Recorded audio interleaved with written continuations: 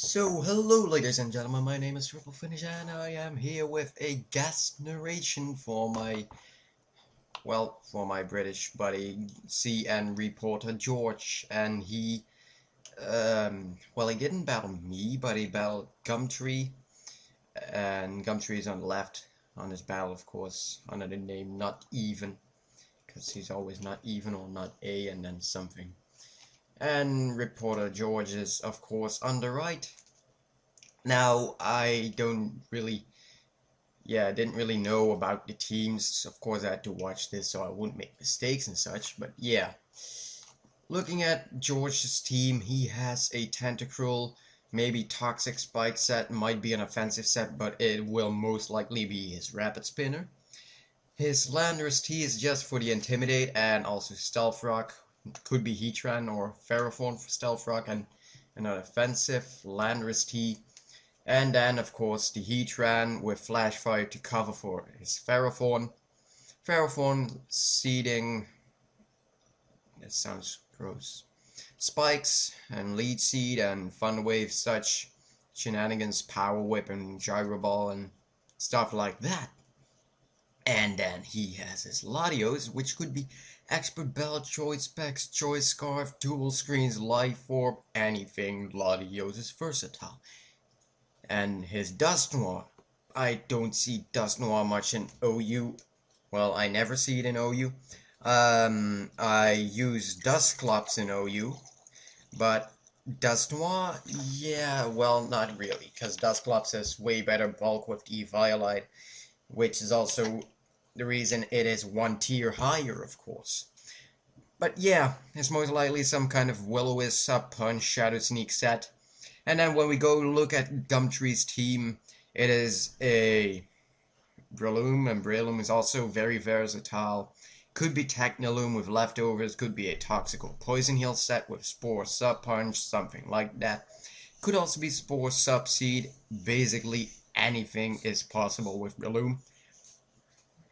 Breloom is just always a pain in the butt. And Tyranitar is obviously his thing to set up Sand on his team, which, yeah, T-Tar, Landorus, and Scizor benefit from, but basically not much on his team. Rotom watches his rain counter of, obviously, and Latias is some kind of special wall and dragon type to attack with. Scizor is another physical attacker, most likely Choice Bandit or Focus Sash, maybe even Choice Scarf, because that's getting common lately. I don't know why, but yeah, it's a summer thing, I guess. And yeah, most likely just Sheer Force, Life Orb, Landorus, Incarnate with HPI, Earth Power, Focus Blast, Rock Polish, some kind of a standard set. And T-Tar could also be anything. Personally, I prefer a sassy nature T-Tar with max HP, some attack, some special attack, Ice Beam, Fire Blast, Pursuit, Stealth Rock, or Earthquake, Superpower, anything. T-Tar also is very versatile, so let's go straight into the battle. And yeah, Gumtree does not lead off with Breloom like most people do. He actually leads off with Scizor, and George leads off with a Dusknoir. And Scizor goes straight for the U-turn, does nothing, of course, because Dusknoir is really bulky and he resists it. Most likely max HP too. Dusknoir sets up a substitute and goes for the Shadow Sneak on the incoming Rotom Wash, but it doesn't do much.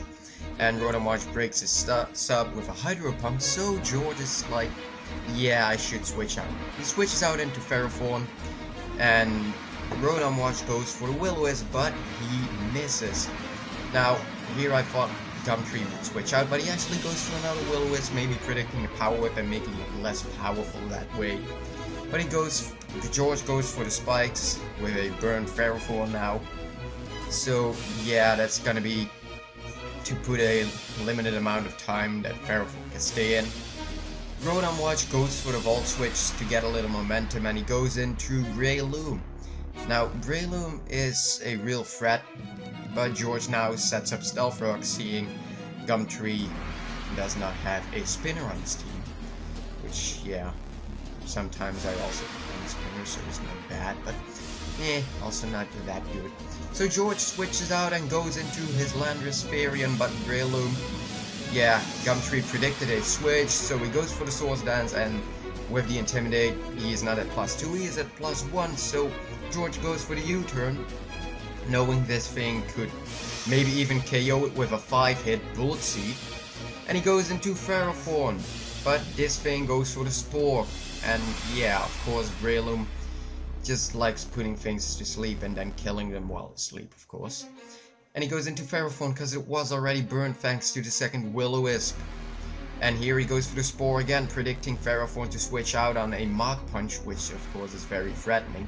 But he just goes straight for the Gyro Ball, knowing it as a max speed Breloom, since Gummtree stood in and went for the Spore, so he trusted on his Breloom to be faster, but he actually wasn't. Here he goes for the Bullet Seed, over predicting again, because obviously George does not want to switch out of his Ferrothorn. He sets up another layer of spikes, and yeah, I don't really know why he didn't finish the Breloom up, but those spikes are going to be helpful later on. And now he makes a really just a genius play, to be honest, because he knows that Gummtree won't keep over predicting, first with the Spore and then with the Bullet Seed.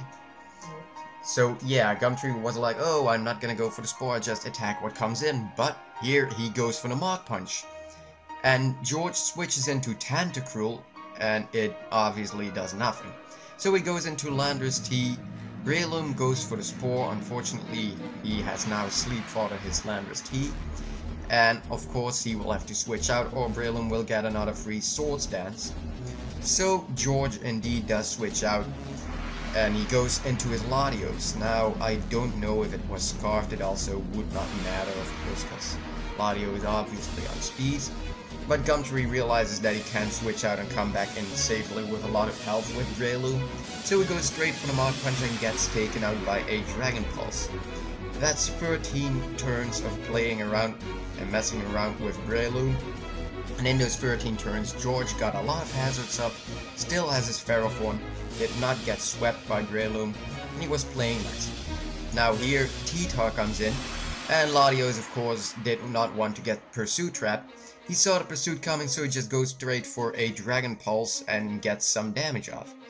And that made me think he was Choice Scarf, maybe Specs, since he did not go for anything else. Could have had like T-Bolt, HP Fire, and Side Shot, and then Dragon Pulse would be the most viable option, of course. Yeah, I don't know. Now George goes into Ferrothorn, and a bit of a predictable play that he goes into Heatran, but at the same time Gummtree most likely thought that Heatran could not touch his Tyranitar, so he just goes for the Fire Blast, just to get rid of that thing, because he didn't want to risk the Leech Seed or the third layer of spikes. But Heatran, of course, gets the Flash Fire boost, goes for Year of Power, and T-Tar gets the Spadaf drop, which means that it will now get taken out if it stays in. T-Tar goes for the Stealth Rock, and then Gummtree switches out into Rotom Wash. Now with the Sand and lefties, it will kind of cancel each other out. So Rotom Wash goes for the Hydro Pump. Here George goes for a Flash Fire boosted Stab Fire Blast. Flash Fire boosted Stab Fire Blast from a Heatran. And even though Rotom Wash resists it and has some nice bulk, that would have done a lot of damage. Now Hydro Pump has worse accuracy, but Gummtree actually hits twice in a row, which is like, yeah, that kinda sucks for George. So George goes into his Ferrothorn, hoping it could live a Hydro Pump, I guess, and then just seed something, but Rotom Wash goes for the Volt Switch. I'm like, yeah, I guess you could have taken him out. We don't know, we will never know, but here he switches into his Landorus Eye, and Ferrothorn indeed does go for the Lead Seed. Gains lefties, gains Lead Seed, doesn't take sand damage, only the burn damage.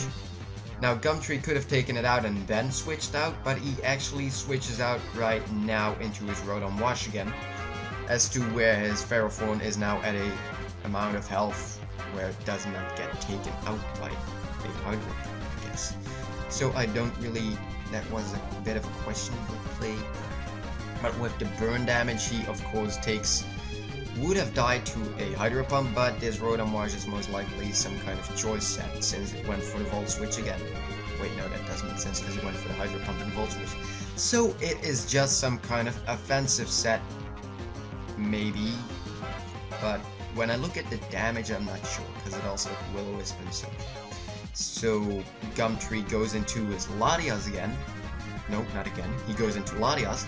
Ferrothorn goes for another Lead Seed, then goes for the spikes, knowing Latias would either take it out, set up Calm Mind, or heal itself with Roost. So yeah, he had nothing to lose by going for another leg.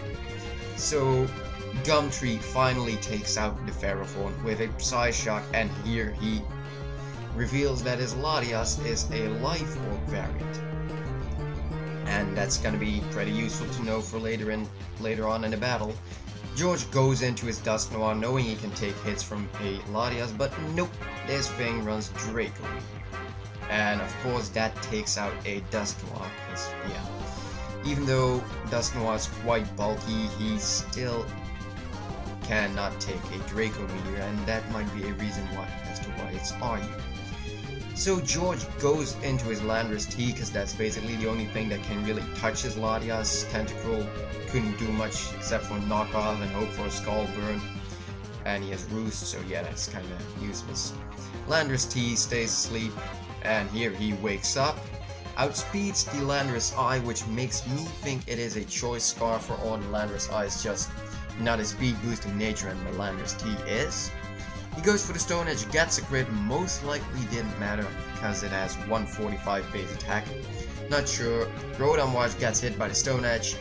Bad damage rolls, I guess. He does not faint to his Stone Edge, but of course sand damage goes before lefties, and Rotom Wash faints. Now unfortunately, he did not take it out, so he could have died to a Hydro Pump, but he actually gets burned, which is really nice for Scizor, because now Scizor can set up one safe Swords Dance or just go for Aerial Ace. Which, yeah, I don't get the Aerial Ace, but whatever. Now, he gets a crit with the Stone Edge, which most likely didn't matter. I am not sure, I'm not gonna say it didn't matter, because then I'm gonna get... Yeah, I just don't know. So Gummtree goes into his T-Tar, but with all the hazards that the Ferrothorn set up in between turns, he does, yeah, he just faints. That's really unfortunate for the T-Tar, yeah. So, Gummtree roosts with his Latias. I don't know why it's really late here. And Landorus goes for the Stone Edge. Unfortunately, he misses, which, yeah, is of course not good when you only have two Pokemon, of which one can touch the Latias and the other one is really crippled by the burn. So he goes into Tentacruel, and I don't really know why. It's pretty much like GG if he doesn't crit with Stone Edge, and Latias reveals the Psy-Shock. Well, no, it doesn't reveal it, but he just goes for it, and of course outspeeds because it's a fast offensive Latias variant. And he most likely just wanted to get some Sand and Life Orb damage on the Latias, maybe even spin away the hazards, but he didn't. So here, the Latias outspeeds the Landorus T, and that tells me that it was not a Scarfed Landorus T, but most likely just a Charlie offensive set, and Landorus Incarnate was modest. So yeah, I hope you liked this guest narration. It was a pretty good battle too, so I like to narrate it, because you know, if it were just lopsided hacks and all that kind of stuff, then yeah, I would have maybe have said like, no, I'm not gonna do this, or I would have done it and just yell at all the hacks a single person would get. But yeah, if you like this video and you like the concept of guest narrations, I guess George will do more of them on his channel. And if not, and I'm the only guest narration, then yeah, I don't know. I will at least ask him if he will do more, and of course, yeah, I guess he will, because this is, yeah, it's just fun. And that way he can also get some videos up despite the trouble he's having with his computer. But yeah, if you liked this video, then of course show us you liked it, show me and George you liked it by hitting the green thumbs up, the like button, you know what to do, and don't click next to it because that's the dislike button. yeah, just saying. That's not nice. But yeah, just like, comment, subscribe to my channel. You're already on his channel, so you can do mine now. Thank you. Well done. Go subscribe. Oh, you're still here. What are you doing? So yeah, I guess there will be a link to my channel in the description. I don't know actually, but whatever. I'll see you guys on my channel maybe, or I'll just see you in the comment section of his videos, and I'll be like, hey, why did you just lie to me? That's so mean. But yeah, I don't know. You might hate Pokemon, and why are you here? I don't know. But yeah, this was a fun guest narration. I'm saying it once again. Why am I even rambling? I can just end the video here, which I am now gonna do, because this is just getting like really long, and half of the video will be me just rambling about nothing. Goodbye. Hey guys, George here. I want to thank you all for watching this battle. I also want to thank my friend Clinton or TripleFinish for guest narrating this great match. This is his first guest narration and he's a great uploader, so definitely go check out his channel. It's worth it, trust me. Also, check out my opponent Gummtree. He's a good friend as well as a good uploader, so go check him out immediately. I'm certain that you'll find both channels really interesting. Thanks for the feedback, although I wasn't uploading for a while. Anyway, you guys are awesome. Don't forget to check out my guest narrator and my opponent. Until the next time, see ya!